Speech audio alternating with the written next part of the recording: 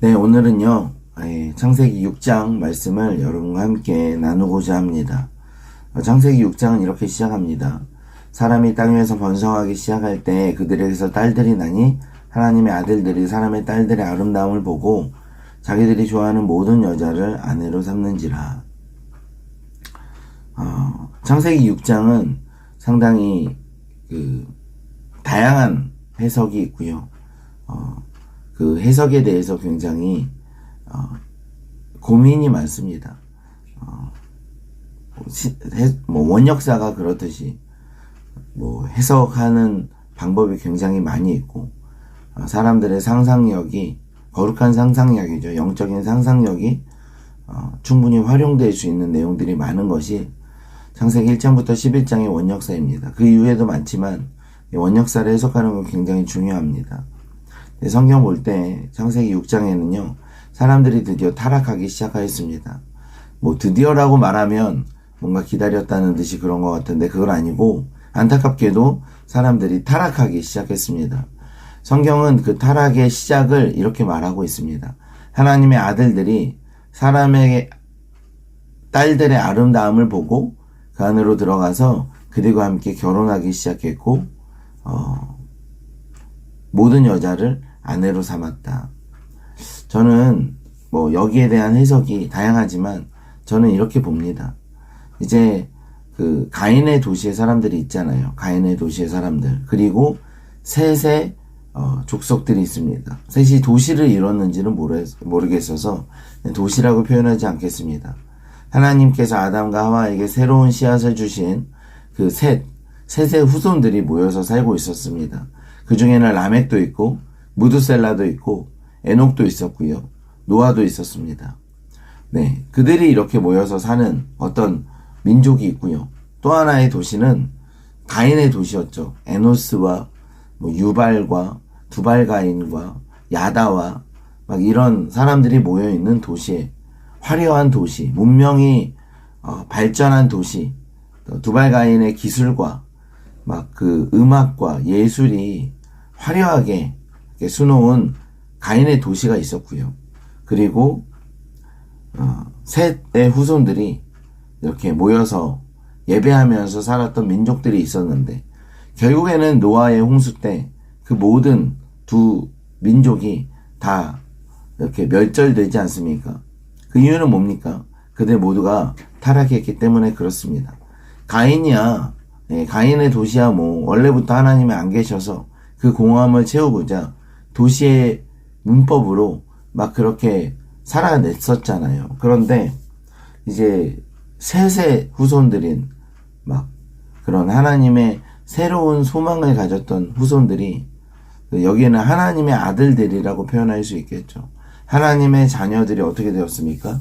사람의 딸들의 아름다움으로 들어가서 좋아하는 모든 여자를 아내로 삼는 그런 타락의 시작이 되었습니다. 안타까운 일이죠. 그들이 무엇을 추구했는지 성경은 이렇게 말하고 있습니다. 그들은 용사라, 고대에 명성이 있는 사람들이었더라. 고대에 명성이 있는 사람들. 사람들 명성을 추구합니다. 영웅을 추구합니다. 영웅을 추종하고 영웅을 따릅니다. 영웅이 아닌 사람들, 그럼 명성이 없는 사람들. 그러니까 이것은 이렇게 단순하게 말하는 게 아니라 세계관을 말하는 거예요. 그러니까 세상이 추구하는 세계관, 더 유명해지고 더 높아지고 더 많이 갖고 그러니까 사람들의 인정을 받고 칭찬을 받는 그런 세계관 안에서 권력을 가진 사람들, 그런 사람들에 대해서 이야기하는 겁니다. 하나님의 아들들이 사람의 딸들에게로 들어와서 영웅들이 되었어요. 원래는 이게 그 영웅과는 상관이 없거든요. 업적과는 상관이 없어요.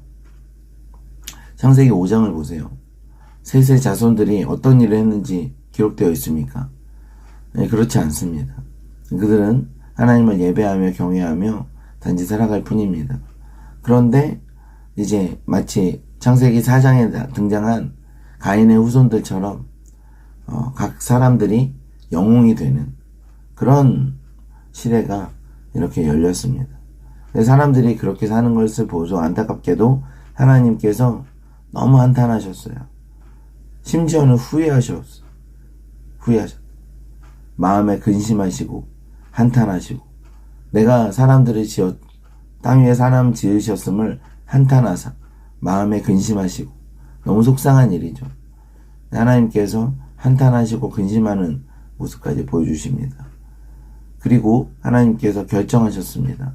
사람들을 지면에서 쓸어버리되 가축과 기는 것과 공중의 새까지 불하겠다. 여기서 중요한 포인트가 나오는데요. 노아는 은혜를 입었다. 세상의 모든 사람들이 다 타락하여서 하나님께서 모든 사람을 지면에서 멸절시켜 버리려는 계획을 가지고 계실 때 한 사람은 하나님께 특별히 은혜를 받았습니다.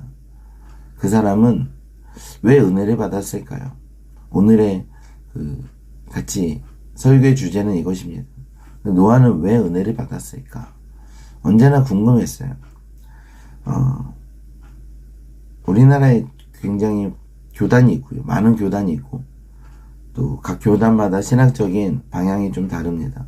그러다 보니까 이 부분을 해석하는 것도 좀 다를 수 있어요. 어떤 사람들은 은혜를 입어서 의로워졌다 라고 말할 수도 있고요. 그 사람이 당대에 의로웠기 때문에 은혜를 받았다 라고 볼 수도 있는데요. 저는 후자를 좀 더 선호하는 편입니다. 생각해 보면요. 노아는 어떤 사람이었냐면요. 당대에 완전한 사람이었습니다. 당대에 완전한 사람. 그는 하나님과 동행하였으며 세 아들을 낳았으니 셈과 함과 야벳이라. 노아는 그 당대에 의롭게 살려고 애를 쓰는 사람이었습니다. 그 노아는 그 시대 가운데서도 모든 사람이 타락하는 가운데서도 노아는 하나님의 뜻을 준행하고자 하나님을 경외하고자 좀 애를 쓰는 사람이었습니다. 성경에 그렇게 말하고 있습니다. 노아는 의인이요 당대의 완전한 자라. 쉬운 일이 아니잖아요. 세상 사람들이 다 흘러가는 대로 그냥 사람의 딸들의 아름다움을 보고 들어가서 영웅이 되고 인정받는 사람이 되고 참 재밌어요. 이미 가인의 도시에는 영웅이 되는 세계관이 만연한 도시입니다. 모두가 다 자기의 이름을 내걸고 자랑하고 높이며 사랑하는 것이 만연한 도시인데 그 도시 가운데 셋의 자손들이 하나님의 아들들이 사람의 딸들과 결혼을 해서 그들이 그 세계관 안에 들어갔더니 그들이 영웅이 되는 거예요. 고대 명성 있는 사람들이 되는 거예요. 그런데 하나님께서는 그 타락했다라고 보는 거예요. 타락했다고 보는 겁니다. 그리고 멸절시키겠다라고 하는데 한 사람 노아는요. 하나님께서 보시기에 의인이요 당대의 완전한 자라. 그는 하나님과 동행하였으며 저는 노아의 애씀이 있다고 봅니다. 그러니까 노아의 노력이 있다고 봅니다. 그러니까 하나님을 향한 갈망이 있었다고 봅니다. 노아는 그 인생이 좀 다르게 살았습니다. 자녀를 대부분의 사람들이 100세 전후에 낳는데 노아는요 자녀를 500세에 낳았다고 성경이 말하고 있습니다. 이 창세기 5장 마지막 절에 보면요 노아는 500세 된 후에 셈과 함과 야벳을 낳았더라 라고 말하고 있습니다.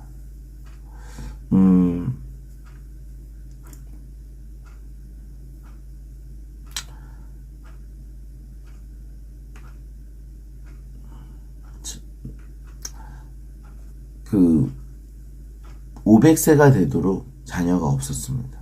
근데 500세가 되도록 자녀가 없었는데 제가 한번 그냥 이것은 그냥 진짜 그냥 상상하는 건데요.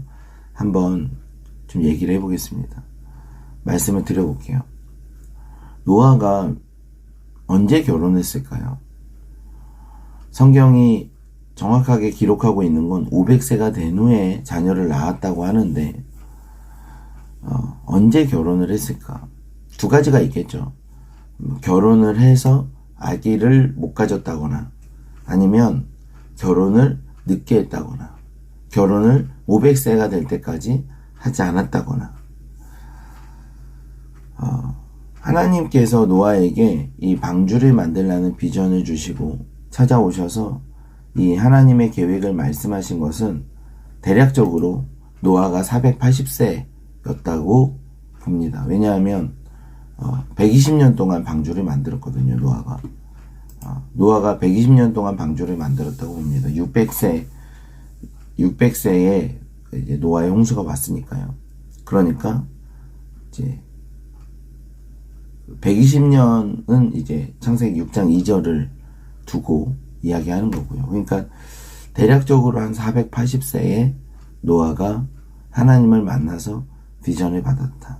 근데 여기에는 좀 이제 넘어서야 되는 지점이 있어요. 그러면 노아가 결혼을 했는가?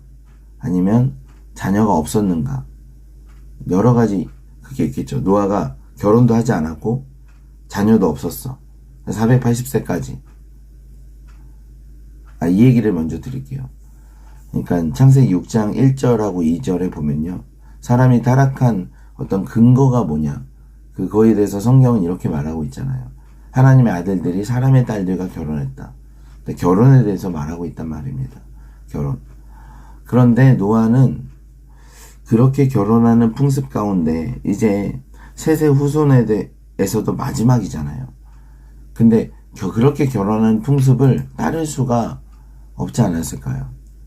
사람의 딸들과 결혼하는 그 세계관 안에서 결혼하는 걸 주저하지 않았을까요? 근데 결혼했는데 아기가 없었을까요? 그건 아닌 것 같고 어쩌면 결혼하는 데 있어서 심지어는 내가 결혼을 못할지언정 이렇게는 할 수 없다 뭐 이러지 않았을까요? 이거 그냥 저의 그냥 합리적인 생각입니다. 여러분 합리적인 생각이에요. 노아의 삶을 좀 생각해 봅니다. 어쨌든 그는 500세가 된 이후에 자녀들을 낳았습니다. 왜 그랬을까요? 그냥 자녀가 안 생겼을 수도 있고요. 결혼을 늦게 했을 수도 있죠. 그런데 6장 초반에는요. 결혼에 대한 그 이슈들이 등장해요. 하나님의 아들들이 사람의 딸들과 결혼해서 그들이 고대의 명성이 있는 사람들을 낳고 여호와께서 사람의 죄악이 세상에 가득함과 그의 마음으로 생각하는 모든 계획이 항상 악하다. 근데 노아의 결혼은 어땠을까? 저는 이렇게 생각을 해봅니다. 노아가 굉장히 결혼하는데 주저했을까? 어쩌면 결혼을 포기했을지도 모르겠다. 그리고 어쩌면 하나님께서 그것을 당대의 의로운 자라고 보시는데 근거가 됐을 수도 있겠다. 모든 사람이 세상이 흘러가는 대로 살아갑니다. 대부분의 사람들이 세상이 이렇게 살면 이렇게 가는 거고요. 세상이 이렇게 가면 이렇게 가는 겁니다. 그냥 세상이 원하는 대로 따라가는데 그리고 그게 하지 않으면 큰일 날 것처럼 보여집니다. 그런데 노아는 그러지 않았습니다. 노아는 심지어 결혼까지 주저했던 거 아닐까요? 그리고 그냥 혼자 하나님 앞에서 살아냈던 것 아닐까요? 에녹도 그러진 않았거든요. 그런데 노아는 그랬을지도 모르겠다. 하나님께서 그 애씀, 그 수고를 이렇게 보시지 않았을까? 저희 상상력이 틀리다 할지라도 상관없습니다. 중요한 건 노아는요, 그 시대에 하나님 앞에 의롭게 살려고 애를 썼습니다. 그리고 하나님께서 의롭게 살려고 애를 쓰는 그런 모습 가운데 저 은혜를 베푸셨다고 생각합니다. 우리의 노력과 우리의 애씀은 사실은 작은 것입니다. 우리가 의롭게 살려고 하고 완전하게 살려고 하는 그런 행위에 대한 부분은 그렇게 완벽하지 않을 수 있습니다. 그러나 하나님 보시는 완전함은요, 우리 마음인 것 같아요. 그래도 우리가 하나님 앞에 신실하게 살아야지. 그래도 우리가 하나님 앞에 합당하게 살아야지. 그래도 우리가 부족하더라도 하나님을 따라가야지. 그 부족하더라도 기도하고 부족하더라도 하나님을 사랑해야지. 하나님이 기뻐하시는 길을 걸어가야지. 애를 쓰는 그 마음 있잖아요. 우리 마음 안에 그 마음, 그리고 그 마음으로 인한 작은 액션들, 작은 수고들, 작은 섬김들, 작은 희생들, 이런 것들이요, 하나님 보시기에는 굉장히 귀하게 보신다. 그리고 거기에 하나님께서 은혜를 베풀어 주시는데, 여러분, 우리의 작은 수고와 애씀과 하나님을 향한 갈망은 너무나 부족하지만 하나님께서 부어주시는 은혜는 어마어마하다는 거죠. 우리는 늘 은혜가 월급이 아니라 선물이고 우리가 받을만 해서 받는 게 아니다 라는 것이 있습니다. 그런데 그 은혜조차도 어떤 사람이 받습니까? 저는요, 하나님을 사랑하고 갈망하며 애쓰며 수고하는 하나님이 주시는 은혜에는 비할 바가 못 되죠. 그러나 저는요, 그런 근거가 필요하다고 생각합니다. 그래도 하나님 사랑하고, 그래도 기도해야지, 그래도 전도해야지, 그래도 세상 따라가지 말아야지, 그래도 하나님의 재정을 하나님의 뜻에 맞게 써야지, 하나님께 헌신해야지, 그렇게 애쓰는 사람들, 그래도 하나님을 위해서 내가 뭔가를 해야지, 그리고 이 시대를 따라가지 말아야지. 이 시대가 따라가는 게 달콤하고 이 시대를 따라가는 것이 우리 가운데 행복을 줄 것 같지만 그래도 이 시대에 따라갈 수가 없어. 세상을 따라갈 수가 없고 예수님을 따라가려고 해. 그런 결단이, 그런 수고가 얼마나 대단하겠습니까? 하나님 모시기요. 우리는 늘 부족하고 연약하고 우리는 늘 넘어지고 자주 실패하고 그렇습니다. 그러나 우리 마음 안에 또 우리 삶의 작은 부분들이 그렇게 애쓰는 것을 하나님이 보시고 당대에 모두가 다 세상을 아무 생각 없이 따라가는데 당대에 이 시대 가운데는 이들이 완전하다. 그리고 이는 하나님과 동행하려고 한다. 그 가운데 내가 은혜를 베풀겠다. 저는 이런 패턴으로 가는 거라고 생각해요. 우리에게 필요한 것은 하나님을 아시죠? 하나님을 따라야겠다. 하나님을 바라봐야겠다. 그래도 우리가 하나님을 향해서 걸어가야겠다. 그렇게 쉽게 세상으로 못 따라가. 세상에 말하는 대로 살아갈 수가 없어. 하나님 두려워서, 하나님을 경외함으로 그렇게 살 수 없어. 라고 하는 사람들에게 하나님은 은혜를 베푸신다. 하나님은 은혜를 베푸셔서 하나님께서는 이 시대에 사명을 하나님께서 주신다. 저는 이렇게 믿습니다. 사랑하는 여러분, 노아는요, 저의 합리적인 상상 안에서 노아는 결혼도 하지 않았고 오랫동안 하나님을 따르며 세상과는 다른 삶을 살려고 애를 썼던 사람이었습니다. 그 가운데 하나님께서 나타나셔서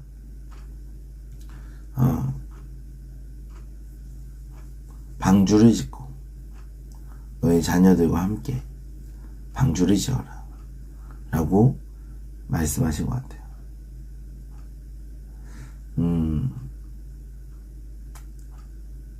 그냥 상상력입니다. 그냥 생각이에요. 아닐 수도 있습니다. 어쨌든 간에 노아는 하나님을 따르는 삶을 살았습니다.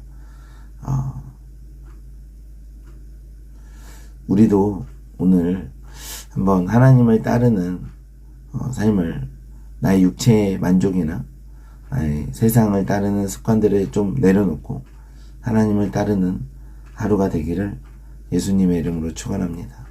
창세기 6장이었습니다. 기도하겠습니다. 좋으신 하나님 감사합니다. 언제나 부족하고 언제나 연약한 우리에게 하나님의 놀라운 말씀과 하나님을 사랑했던 수많은 사람들의 이야기로 우리를 격려하여 주시고 우리 가운데 방향을 제시하여 주시고 우리에게 열정과 능력을 덧입혀 주시니 감사합니다. 하나님, 우리도 노아처럼 주님 세상을 따르지 않고 주님을 따르기를 원합니다. 당대의 이 시대 가운데 하나님 세상과는 다른 삶을 살게 하여 주시고 주님 앞에 인정받는 삶을 살 수 있도록 도와주십시오. 감사와 찬양 올려드리며 예수님의 이름으로 기도합니다. 아멘.